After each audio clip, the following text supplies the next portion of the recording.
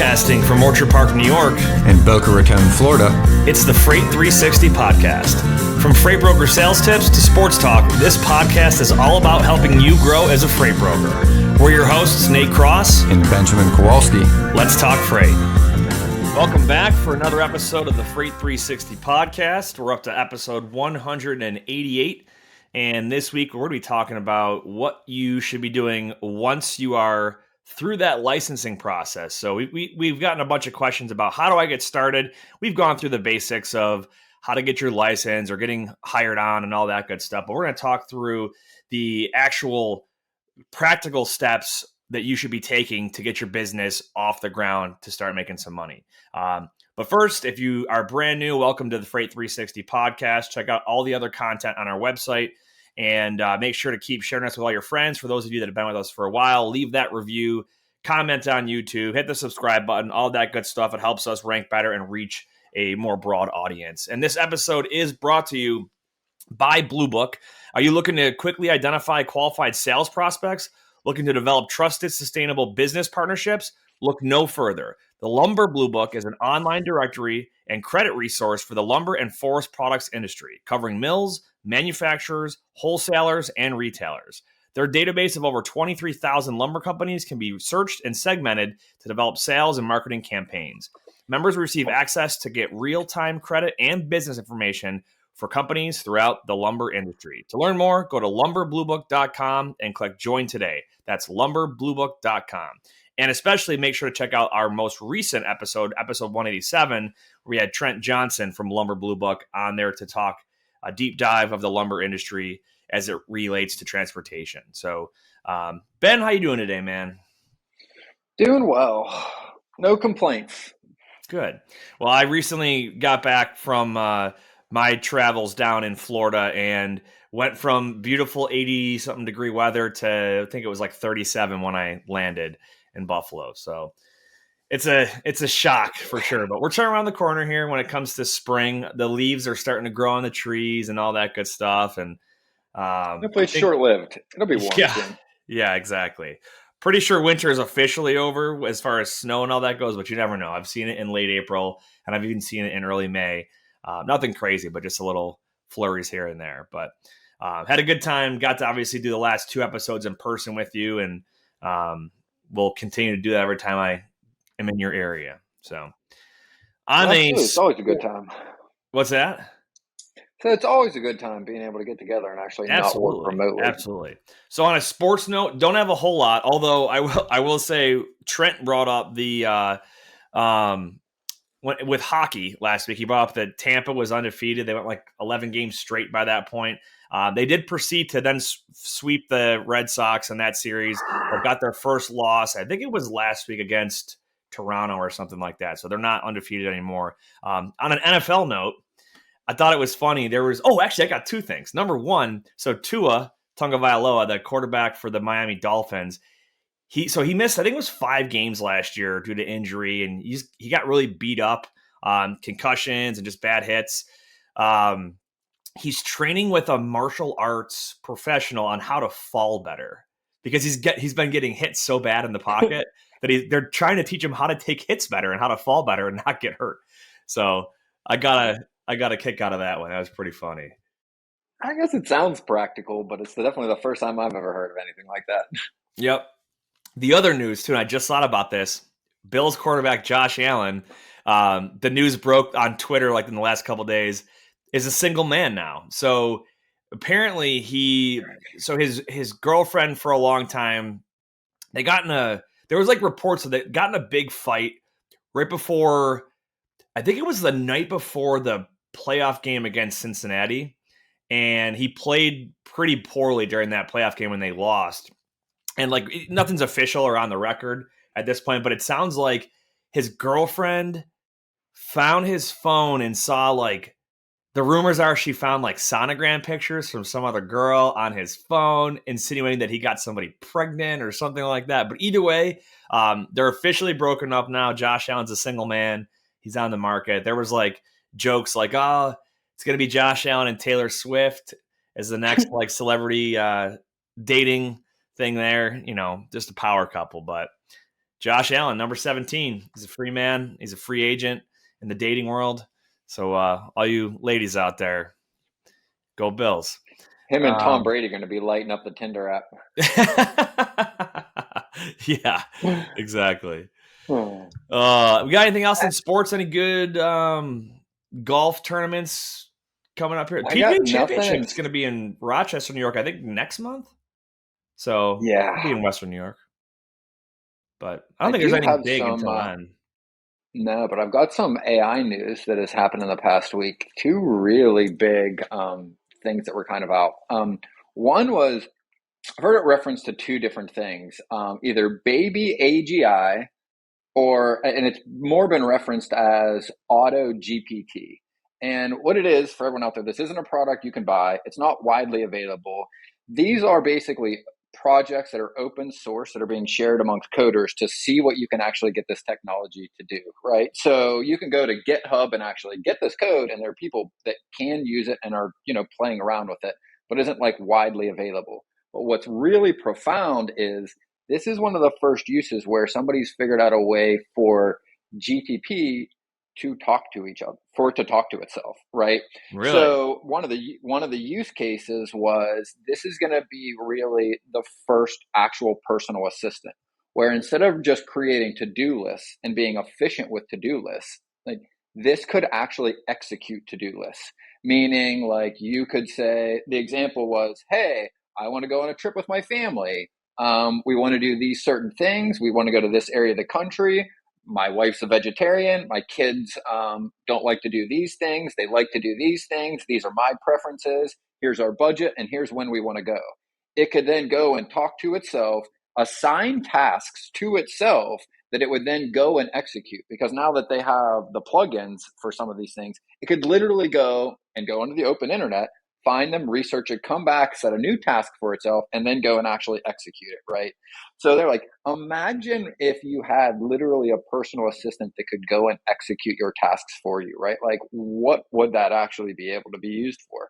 And one of the use cases they used was like, you could theoretically do this for sales, right? Like, hey, I want you to go find every company that meets this criteria. If they do, see if they have this person with this job title, and then send them all an email. Anybody that responds, book a call with them and put them on my calendar. And it could theoretically be able to execute something like that. So like a little bit of a lead gen task there, and even the first outreach. Well, yeah, and because, there's already dialing that is done through kind of AI where it can actually talk. It's a short step, and they can also plug in anybody's voice. So like, theoretically, like, you could have this call people and be Kanye West and like literally make your sales calls for you. Now, again, I don't think we're there yet, but the fact that they were able to do this shows what was possible. The other one, and this is pretty wild, was a Stanford research project. Was they created a town like The Sims, except it was all AI people, and they just let it go to see what interactions it would have. And one person in there, the fake character, decided to run for mayor. And on top of that, the rest of the characters started to tell each other about it. And some of them were literally talking shit on the guy running for mayor. Like, I don't know. I don't think he really has the policies that we would like. So they created a community just like The Sims to just see how it would interact with each other. And it literally just started to make decisions and create situations, which is wild. That's pretty impressive. Yeah. Well, we're going to have to continue to follow the progression in AI because I think it's going to spill over into the technology that we see in brokerage specifically. So I'm excited to see where that goes. Side note, this week was tax day. So if you're a 1099 agent, make sure you're filing settle up your 2022 stuff. And then it's also Q1 quarterly estimates. Same for all you self-employed folks out there, but that's a little tidbit there. I just thought about it. I did my I had to pay my taxes just the other day here. Cool. Well, let's give a shout out to our friends at DAT, and we will hop into it. Tired of struggling to find accurate rates and the right carriers for your freight? With DAT1, you can access more than 500 million posted loads and trucks every year. That's 3 times more capacity than any other load board. Plus, their integrated freight management system makes it easy to cover loads 24/7. They have the most trusted network of carriers, brokers, and shippers in the industry. You'll get real-time rates on every lane so you know exactly how much a shipment will cost before you commit to it. Plus, you get instant access to top bids from qualified carriers around the country. Check out the show notes for a free month of DAT1. Absolutely. Good stuff. All right. So today's topic is, like I mentioned before, kind of what are those first steps you take once you're up and running as a broker? And I want to reference a conversation that you and I had last week with somebody. So they basically sent us over they went through the Unified Registration System, or the URS, which is the system from the FMCSA that you use to get your authority for whether you're a carrier or a broker or whatever. And he was basically asking, like, now what do I do? He didn't have he had a DOT number assigned, and his MC, they gave it to him, but it wasn't active yet. So we told him, just keep checking every day to see when it goes active, and you'll get notified as well once it goes active. The other thing too that he didn't realize, he's like, yeah, I ended up paying $600, not the $300. And we found out he ended up applying for both a carrier and a brokerage authority, and he only intended to apply for his broker authority. So make sure you're paying attention to the details there and not overpaying for something you're not going to use. So just because you have a carrier authority does not really make you a value add if you don't actually have assets that you can control and dispatch out to a shipper. So keep that in mind. But that being said, some of the advice we gave him trickles into the content of this episode. You can't legally go out there and start brokering freight until you do have that active authority and your MC number is active on FMCSA. And you could always check if you just search FMCSA in Google. Usually, like, there's a company snapshot hyperlink as one of their main pages, and that's where you can search by the name or MC or DOT number to figure out if you're actually active yet. But you'll get notified by them as well. But some of the things we told him is you can't actually go out there and start calling as a licensed broker yet. But you can call and introduce yourself. But more importantly, it's a great time to start doing your lead generation. Okay. And we've got a good Q&A question at the end of the episode on, finding a niche and whatnot. But I think what the main thing here is, we always say you should have a pipeline or a funnel, depending on which term you want to use, of somewhere maybe around 500 to 600 potential shippers to get yourself started with. Because we always say separate lead generation and prospecting activities into two separate activities. I guess you could say it that way. Yep. Right? You don't want to be researching a customer and then calling them, and then researching a customer and then calling them. Batch all this into one thing. So go out there and really have a good solid list of prospects before you start calling on them. Yeah, and I think a good place to start, right? If you're in your first month or you're in your waiting period for your license, pick some commodities that you've got. If you have been in the industry, pick some commodities that you've run before. Like if you're a carrier and you're starting to open your brokerage, pick some things you're familiar with. That's a great place to start, right? And if you're a broker that has never been in the industry and this is new for you, we always say, like, look back in your life at things that you have experience in and try to find some things that are maybe similar or familiar to you, right? Like maybe you worked in a sporting goods store in college, right? Like find some products that ship in that niche. Maybe you worked in construction. There's tons of building materials you could prospect. And why that is helpful is the things that you understand and have familiarity with, you're going to have much higher comfort level and confidence speaking about the use of those products. Now, you might not have experience shipping them yet, but having a conversation about what is actually going on and who uses these and buys them is the conversation you're likely to have with your prospect, not just what lanes you're shipping. So that makes that much easier. And it's also going to make it a lot easier for you to start having your initial conversations because you're going to have some confidence in talking about those things, right? Exactly. And again, we've said this a bunch of different times, a bunch of different ways, but you need to have some sort of focus or intentionality behind your lead generation because there are millions of potential customers that are out there, right? There's definitely hundreds of thousands of big players, but there's so many prospective shippers out there that if you don't have some sort of left and right limits on your lead generation, you're just going to you'll probably be overwhelmed with the amount of shippers that are out there. So for example, you could be as specific as I only want to work with, these three produce commodities that I understand and know well out of this region, right? So it could be, I want to do citrus out of Florida and avocados out of Florida and Texas. And that's a pretty focused niche, but it's still, there's a ton of potential customers in there. But if you're like, I just want to do every type of produce under the sun that ships in the United States year round, you will have no idea where to start, because you might call on one customer that's in one region who's not even shipping right now, and then another shipper who's in a different region of the country who is in their peak season and too busy to answer their phone right now. You've got to have some sort of focus behind that. I've seen it with a lot of folks that are newer, especially.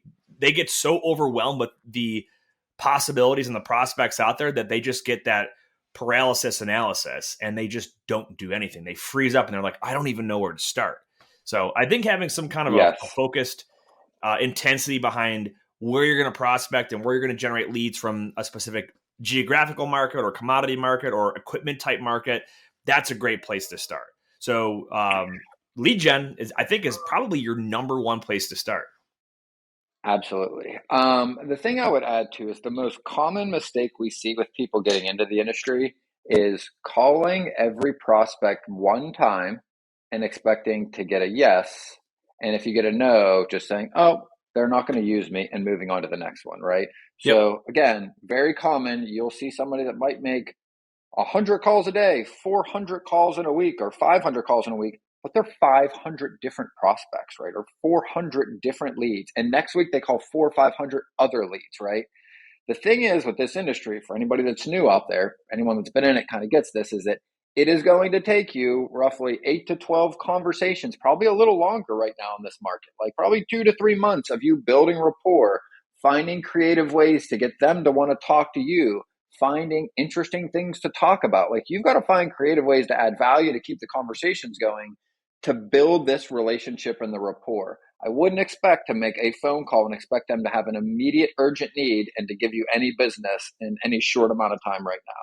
So keeping that in mind, if your expectations are more aligned with the reality, you're going to be a lot less frustrated when you actually start to make the dials. Yeah, you know what's cool? This reminds me of our conversation with Desmond a few weeks ago. He started his brokerage and his company on paper months before he actually started moving freight. But what did he do in those months before he started getting active? Was he built up his company's reputation. He constantly learned. He was networking the hell out of, what he could and who he could network with, introducing himself. It wasn't the right time to hop in and just start moving freight, but he wanted to get his name out there and at least meet the folks that are out there that are potential prospective customers and get to learn about them, right? Have a conversation about what their needs are, what they're dealing with, what kind of issues they're facing. And then he can determine if he feels he's going to add benefit or add some value and benefit them, or if now's not the right time. But the takeaway there is he was doing something, and that laid a great groundwork for him for when he did finally pull the trigger and start getting right into it. He had his name out there, and he had some relationships built up, and he was networking. And I want to add to that, right? Like, the market is always going to be changing. Right now, we're probably at the lower end, meaning the cheaper the price to secure a truck, the least amount that the shippers are willing to pay. Like, they're pushing rates down, but it's a circle, right? Eventually, you'll hit a pivot. And if you want to get more into this, listen to the episode we did with Dean Croak a few weeks ago, and we talked a lot about when this is going to happen or could potentially happen. It will circle, meaning rates will go up. And guess what? Capacity will tighten eventually till you get to a peak again where rates are high and then they come back down. But what does that mean for prospecting? And why are we talking about this for a new freight broker? Because just because you talk to somebody, you might build really good relationships with them in 2022, and they might not have a need at all. Mm-hmm. But if there seems to be a good connection and it seems like there could possibly be one at some point, that doesn't mean there isn't going to be one next year with this company. So one of the things I think that are hard to understand is that, like, you could be working prospects and sometimes you might not talk to them for 2 or 3 more months and then circle back when the market's changing and you've got some of that rapport, and then they turn into customers, right? So it's not always a straight line between, where you start and getting business and working with one company. I want to ask you too, because we've been getting this question a lot too. So they've got their license. Like, what are some of the products? And I know we talk about this in our course and other episodes, but again, what are the main things that you think somebody they got their license? What do they need to have? What are their must-haves? Um, well, I mean, you've got to have a reliable phone line, and a lot of people just start with their cell phone, and that's fine when you get started. A TMS platform that you can use to manage all of your business and manage your customers, and a CRM as well. So, like for example, for TMS products, the two that we have vetted and recommend, and we've had some of the folks on to talk about them. There's Ascend TMS and also Rose Rocket. They both have a freemium version, which is basically a fairly bare bones minimum platform, but it's free to start. And then they have a paid full version. You could check out the episode notes or the show notes for the affiliate link. Just go right to our website. You'll be able to find them there. But that TMS is crucial once you're actually operational, because you need to be able to manage all your business. But more importantly, I think is the CRM. So, and that's your customer relationship management system. And it really is going to track all your leads and what kind of activity you have with them. So basic information, the name of the company, whoever the contact is there, a phone number, maybe the commodities that they're shipping, the volume of truckloads that they're shipping every single day or week or month. And then you want to track, have you emailed them? Have you called them? Have you met with them in person? What does that communication look like? And we're going to have Paul from Freight Caviar on some point in the near future to talk about a CRM, but talk about CRMs in general, but he's got a pretty cool one that we'll kind of save for that conversation to talk about it. But it's a really important tool that I think a lot of people don't use effectively or even use at all. And it causes them just to kind of get disorganized. Like I've talked about it with myself before. When I started off, I was like, all right, sticky notes, Excel sheets, blah, blah, blah. And then when I finally found a good CRM to use to manage all my activity, all my follow-up tasks that I had to do, track my emails and calls and all that stuff, it made, almost like you were talking about the AI stuff earlier on, it made all that mundane, confusing stuff just easy, right? It was weight off my shoulders. It tracked it all for me. There's no human error. It's data that's organized. And I think that's really important when you're prospecting, because like you said, you don't just call 500 shippers and not follow up. You want to build them in there. That's part of that lead generation. And then start going through and calling them and emailing them and, write down what happened. Did you leave a voicemail? Did you talk to a gatekeeper? Did you actually have a conversation? Was it a bad number? Was it a good conversation? Then track or make a follow-up task in there. Call them back in 2 days. Call them back in 2 weeks. Whatever the conversation dictates, have that in there. Then it's on autopilot. You don't have to write down on a sticky note, I got to call Susie back from ABC Lumber, in 2 weeks. No, just put it in there as a reminder. And here's what else is two very helpful things, I think, too. And you went over one, is that make sure you're not just putting business information in there. Put in the personal information that you learn in the calls, right? Someone mentions a birthday, a hobby, their child's name, their extracurricular activities. It doesn't matter who their coworkers are, what their boss's name is. I mean, literally anything that you can recall to make that next conversation easier for you, you want to put in there in some type of shorthand, right? Yep. Just think of it like this. When you go and see somebody, let's say you see your doctor once a year, and when you see him, if he remembers everything that you said about him, how much easier is that conversation when it starts, right? Oh, how's Jimmy doing? Is he still doing good at T-ball? Oh, he's got to be in first grade by now, right? It just makes that conversation smoother, and you feel better because you're like, oh shit, he remembers my kid, right? Meanwhile, maybe he just looked at his notes before you came in to the office. It doesn't matter how it happens, right? We're never going to remember all these things. This is what that tool is. It's literally outsourcing your memory to the computer. Exactly. I had a call with somebody on Friday last week, and one of the first things they told me is that they were heading out to the lake with their family that weekend. What do you think? The next call I have with them, what do you think I'm going to bring up? How did it go? How was the lake? Right. So 100% I agree. Second, I want to add one thing too. The other big thing is, when you use an Excel sheet or just any place where you have names and numbers, what happens very quickly is you get into a place of having to make decisions on who you're going to call next. Meaning you're 2-3 weeks in, and then you just start looking at this massive number, and you start looking at it with feelings, and you go, I don't really want to talk to them. And maybe should I call them? I think this one's going to be good today. And you literally just start to do that. Well, guess what? That takes a tremendous amount of time and energy to honestly just decide who you're calling next. So in the CRM, when you make that decision, it's right when you get off the phone. I talked to Nate. Nate said he's going on camping this weekend with his family, but hey, he's going to be back in 3 weeks. That'd be a good time to reach out to him. I put it as soon as I get off the phone, I reschedule the follow-up for 3 weeks from now. When I am sitting at my desk the second week of May, I don't have to decide who I'm going to call. I have already decided for myself 2-3 weeks ago, 2-3 months ago, or even a year ago that now's a good time to follow up. You just got to sit down and execute now based on what you assigned yourself, not someone else assigned you. Like you literally are assigning work to yourself in the future, but those are decisions you also don't have to make, which take a tremendous amount of energy and time every day you're doing this task. Yeah. So another thing, because you kind of made me think about this when you were saying all that. Another thing you can do when you're first getting started off is, besides just generating leads, put together some sort of a game plan of what your conversations are going to look and sound like, right? So whether that means you're going to start off with a choppy script and refine it, or you've got a series of questions you're going to ask this person to try and gather information about their company, about their operation, maybe even some common objections and how you might overcome those or respond to those. Having some sort of a game plan of how you're going to do that. A lot of people ask us like, what should I say in the first 5-10 seconds of a phone call? Or what should I ask? What should my opener sound like? Well, it's different for everybody, and it's different depending on who you're calling, but to have some sort of a basic template or cheat sheet to reference, if you've got nothing and you just hop on the phone, you're probably going to fumble over your words and just kind of sound like an idiot.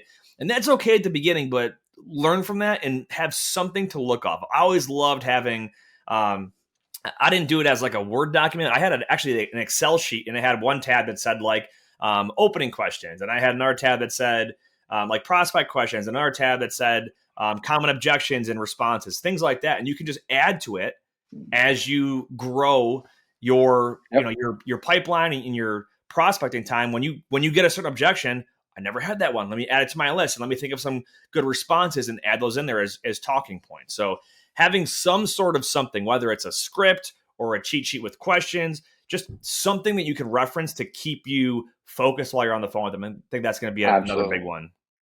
Yep. So, well, let's go through TMS. So like uses of it, why you need it. And let's take somebody through the life of a load, right? Because that was another question that's come up a few times fairly recently, right? So your TMS, not only is it going to track where your loads are, it doesn't do that on its own. This is just the place that holds the information. You've got to put in the information when you make your calls to your carriers, or sometimes if you have tracking that could be automated to your TMS. But it does have a other use case, right? Like you're going to use this to tender loads, right? Like this is literally going to create the agreements with your carrier. So walk through how this is done and and this is just to kind of preface it. This is everything I'm going to say here is exactly why it's important for you to get set up with some sort of TMS platform, whether it's a free starter version or a more robust version down the road, because all of these tasks typically happen or involve your TMS at some way, shape, or form. So for example, you're going to start off by setting up a new customer, right? You need to know their proper billing information. Where do they want their invoices sent to? Do you have a credit line established for them? Do you have a point of contact in their payables department that you can call if there's a payment that has not been received from them yet, right? So you're going to have a customer record portion of your TMS most likely.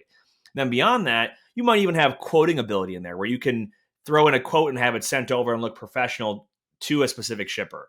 And then let's say you actually get a load tendered to you from a shipper, right? You're going to build that load so it's a living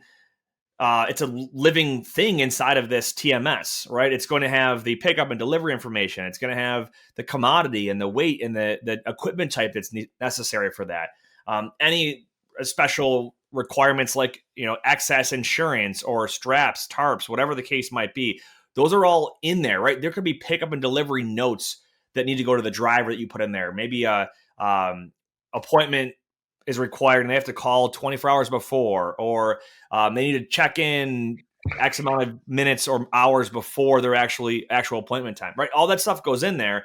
And then when you find a carrier to haul this load for you, you're going to be able to generate a rate confirmation that goes out to that carrier that has all that information that you put in there on that rate confirmation to your carrier. And more importantly, it's got that carrier's rate in there. So you know how much you're paying that carrier.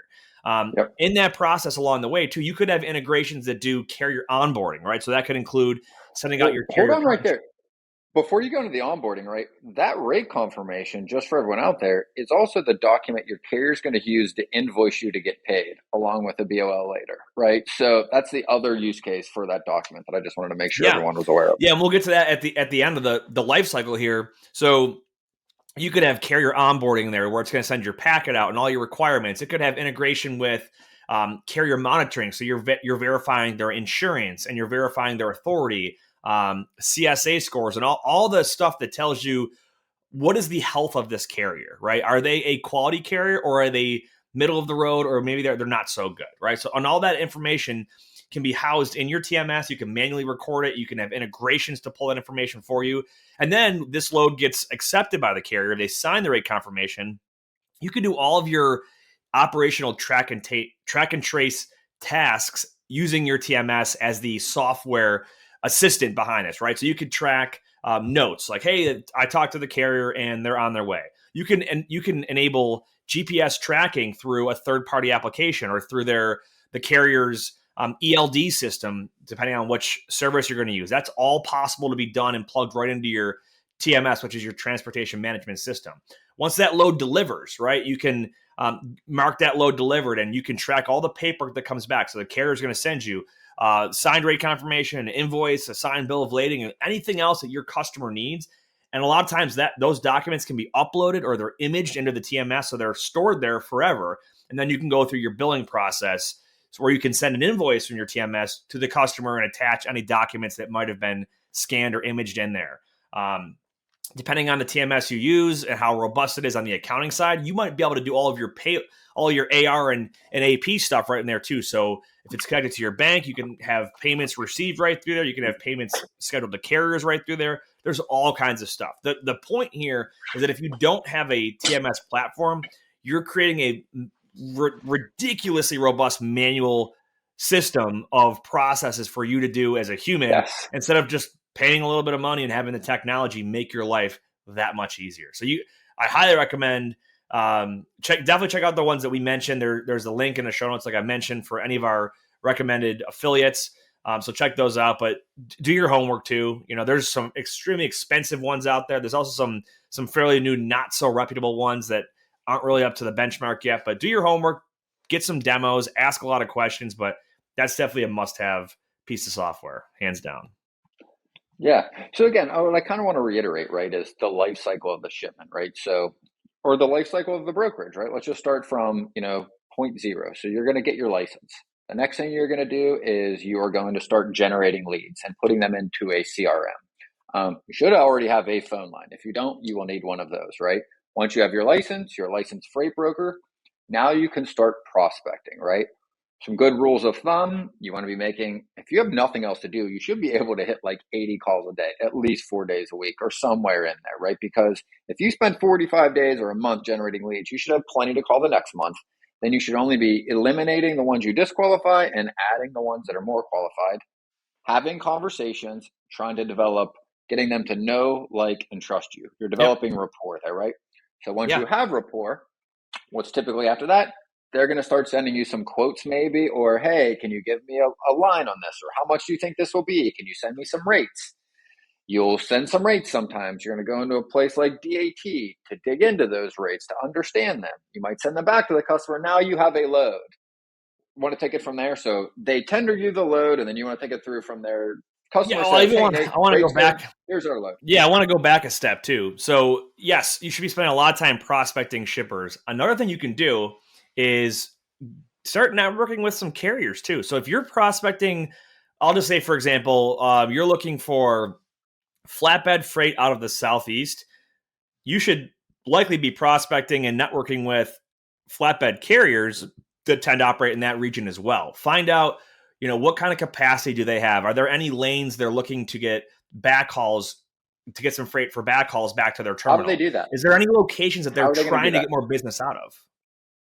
Say that again. How should they do that? How should they find the carriers, right? Like, where are they going to go to find the carriers' phone numbers? Yeah, I mean, there's a lot of ways. So, I mean, for example, DAT has a directory where you can search carriers by their domiciled location and their equipment type. There's a lot of third-party tools out there. So I personally use Highway. It's a great way to source carriers based off of their inspection history. So where they have historically been observed to be operating.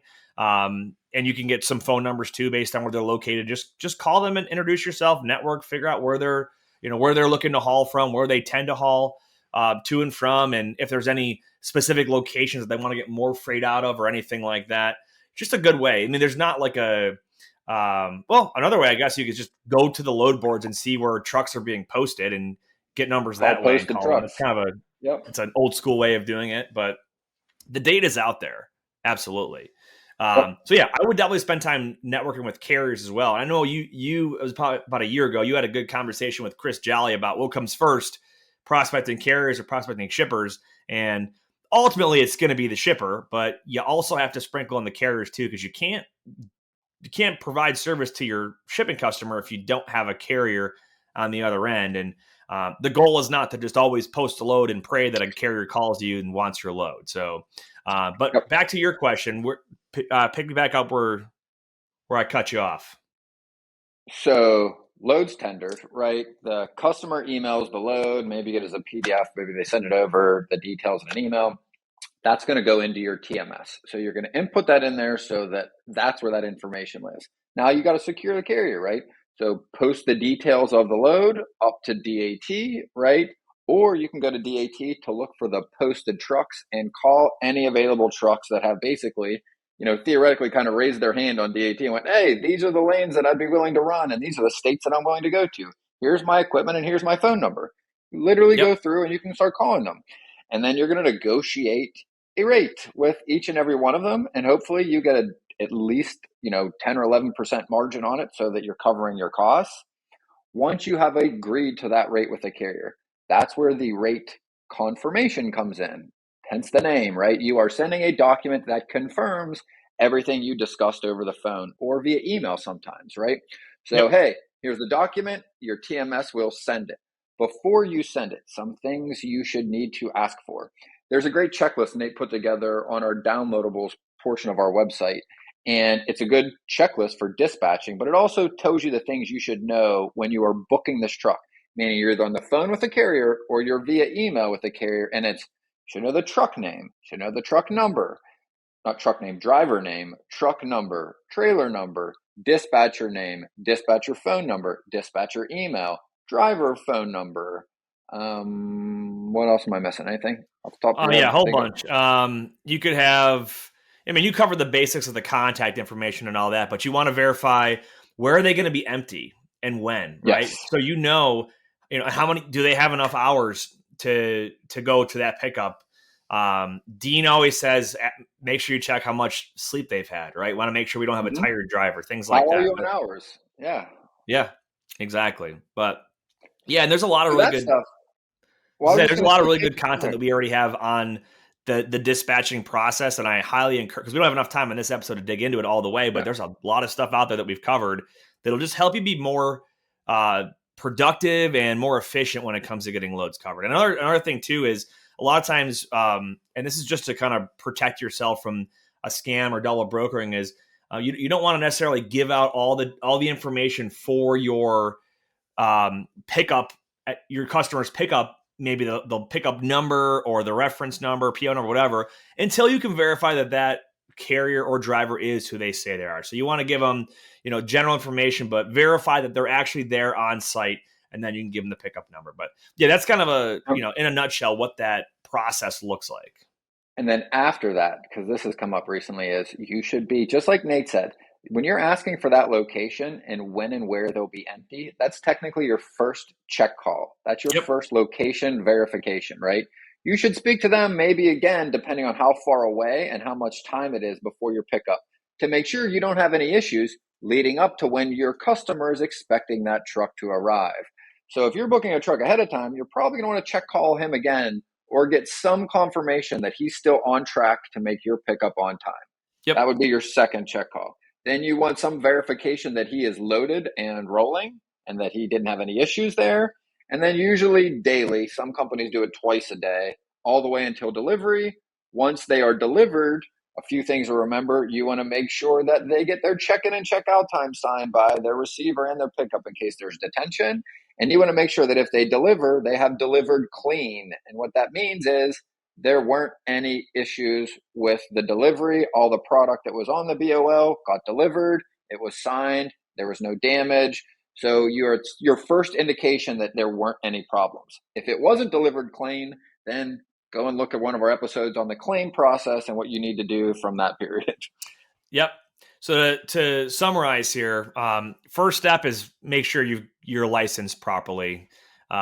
Second step, get all the right tools in place: phone, TMS, CRM, and start getting your leads generated so you know who you're going to call.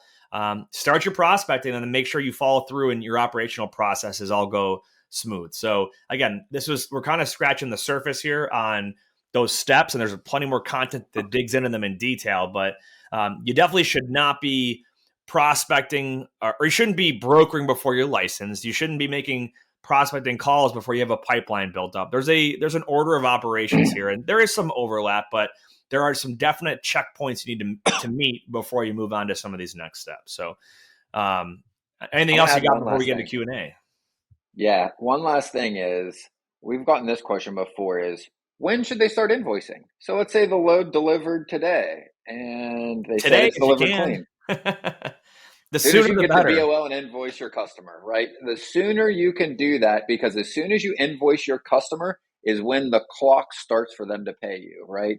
We talk a lot about average pay terms are around 30 or 35 days. That clock does not start when the cargo was delivered. It starts when you send them the invoice, or when they receive the invoice, actually. So the sooner you can invoice your customers, the sooner you can have the cash back into your business, because your carrier is going to expect payment once they're delivered, right? Not immediately, but that's when their clock starts. Your clock to get paid doesn't start until your customer gets the invoice. The driver's clock starts as soon as they're delivered. Well, I guess technically when they invoice you, but they're going to invoice you usually pretty quickly if they can. Yep. That's exactly right. Good stuff. All right. Well, I got a shout out to our friends over at Lean. Are you looking to take your freight brokerage or agency to the next level? Look no further than Lean Solutions Group. They are industry leaders in nearshore staffing for logistics companies with offices located in South America, Mexico, and the Philippines. They offer a wide range of exciting positions, including freight broker back office operations, accounting, tech and web development, business development, marketing, customer service, and more. Don't miss out on the opportunity to work with the best in the business. Visit their website at www.leangroup.com to learn more about the exciting solutions they have to offer your freight brokerage or agency. All right, our first question today is, other than normal load boards, what are other options to find trucks?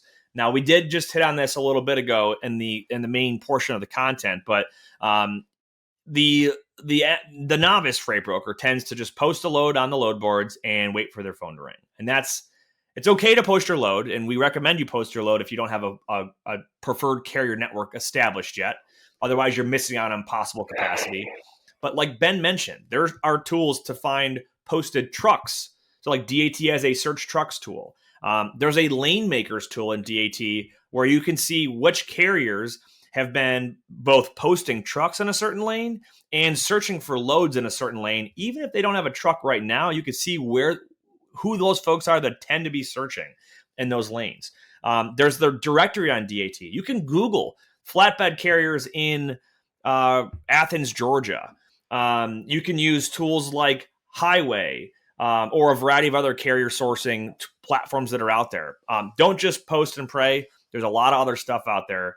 Do you have any other? Oh, also, if you work at a company that has a lot of data in your TMS already, look at your historical loads that have been hauled in that lane and see which carriers have run that for you. You can tend to see the frequency, what kind of rates you're dealing with, service. I mean, were they good? Did they have issues falling off or late, stuff like that?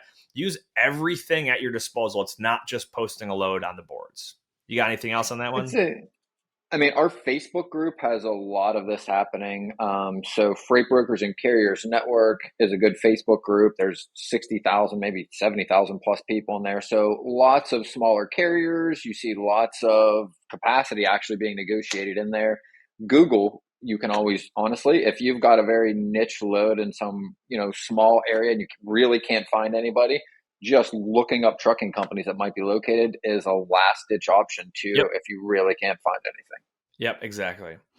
All right. Next, and I've gotten this question actually a couple times outside of the listener that asked it, but how can I move an international load as a freight broker? Well, there's kind of two ways I want to hit on this. So if it's Canada or Mexico, it's going to be different than the rest of the world. Because if you're moving a load from, the U.S. to Canada, U.S. to Mexico, or vice versa, based on the trade agreement that we have in North America, it's a lot easier to do that than something overseas. So you might find a carrier who's authorized to haul in or out of the U.S. from Mexico or Canada. But I'll skip that one, and I'm going to talk the more common one we get asked about is, hey, my customer needs something moved to the Caribbean or to Europe or Asia. We as licensed brokers that's not within our legal License. our license, right? There's a separate license for freight forwarding. So if you've got an opportunity for a shipment for one of your customers to go outside of North America, what you could do is find a quality freight forwarder and you would just treat them like any other carrier, right? You would find out what kind of rate they can get you and availability they can get you to get this product or whatever it is moved to wherever it's going. And in-house, those freight forwarders tend to have a division that covers air exports and imports. You're going to have the ocean imports and exports. They're going to have a customs brokerage inside of their freight forwarding company, right? And what they do then is they're able to source capacity, whether it's air or steamship lines or whatever, outside of our purview inside the North American realm here. So that's what I've always recommended. I think it's tough though, because freight forwarders have their margin as well. And I've talked to some about, getting capacity for exported freight for customers. And they tend to just want that business direct themselves. And they might back solicit you, even if, that's not what it sounds like when you first talk to them. Because their goal is, let me get the whole pie, not just this slice of it, and have you still make your margin. So, yeah. International is tough. It's not really in our wheelhouse. Well, it's not. But It's not what if you're. you got one off, find a solution for it. Yeah, exactly. I mean, I've definitely referred people out because, there are definitely regulations that govern what you can charge margins on. And you're not licensed to do international trade. There are indirect air carriers, there's ocean carriers, and there's also, my mind just blanked, the third major category is, NVOCCs, non-vessel owning common carriers. Yep, exactly. Lastly, and we did touch on this a little bit earlier, is what are some niches I can get started in as a new broker? Well, I'll tell you what not to start with, and that's anything that's going to be complex, right? So don't go for your oversized, overweight, hazmat, high claims, produce, things like that. Go for some of the basic, easy, the low stress, but it's going to also be low margin kind of freight. It's a good way to dig your nails into it. So things like basic lumber, some basic dry commodities, dry van type of stuff. I have seen people start off in the refrigerator world, but that's even, you're dealing with the, reefer temperatures and fresh food and claims. It's a little bit more advanced for some folks, but I would say your basic building materials tend to be a common place for people to start. Brick, stone. Yes. Yeah, things like that. But, even beyond that, a niche can be a location. And we've seen some people that say, I want to go and I want to, I'm in an area where there's a lot of distribution and shipping. I want to go around, knock doors, visit folks in my area and get to learn about their business. That's a possibility. It's not the most efficient way to prospect, but it's a really effective way to build rapport and establish a relationship with somebody. What advice would you give on this one as a niche to get started? I think I just look at it from how you define the commodity, not necessarily what they are. Like if they're durable, if they are low risk, those are better commodities to run because they're lower risk, right? So Nate named most of them, right? They're your building materials, they're your asphalt, they are, your roofing tiles, your drywall, plastics. A lot of those things, again, and why is because there's not much that's going to happen that can ruin them. So you got a very low risk to claims. And because of that, shippers aren't as picky about who they work with for those commodities. Now, the more likelihood that something can go wrong, the harder it is to get a shipper to onboard you for that very reason, because again, there's more risk for them. So think about the things that are just easier to move. They're lower risk. Again, they won't have high margins, but they're a great place to start as a new broker. Yep. And then if you can find a good niche or even just some ones that work for you, expand into that. Go deeper if you can. Maybe go wider and look at some things that are similar to that, and then grow from there. I think is a really good, prudent or pragmatic way to go about it. Absolutely. Good questions. Make sure to keep sending them our way. If you guys have a full episode topic request, let us know. We've got some exciting stuff coming up this year with some guests, but we always like a good recommended topic or just the standard Q&A questions that get sent in to us. So what else we got, Ben? That's pretty much all we got going on right now. I mean, some big stuff with the other course that we're working on the asset side. What else we got coming on the pipeline? I think we're going to be doing an episode with some of the folks at bulkloads.com. I talked to them this week. I'm going to be anxious to do that episode. I think that's going to be a decent one for us to touch and give people some other things to prospect in too. Belly dumps and the way end dumps work and grain and some of those other bulk commodities that move that honestly are a niche in of themselves and can be a good place to start. And we haven't talked about them a whole lot, so that'll be good. Yep. And as always, you get this content for free. It's not free. It takes our time. It takes a little bit of our money. So make sure you're doing the easy stuff like leaving the review, subscribing, leaving a comment on YouTube and sharing us with your friends. And if you heard of a product or service that we recommend, just go to the show notes. It's listed as our recommended products or our sponsors and affiliates that'll support the channel and help us out. So we do appreciate the continued support and listenership and interaction with all you guys, but make sure you're doing a little bit on your end to help us out as well. And that helps us continue to be able to provide you with all this great content. Absolutely. Reach over, hit that subscribe button if you're on YouTube. Why not? Everyone else is doing it. So take a moment, sit there, hit the subscribe button. And if you got 30 seconds, write us a review. Yep. Any final thoughts? Whether you believe you can or believe you can't, you're right. And until next time, with a single Josh Allen, go Bills. That wraps up this episode of Freight 360. Check out the show notes for links to anything that we've referenced on this episode. And make sure to visit us online at freight360.net to see our entire library of episodes, videos, blogs, and more.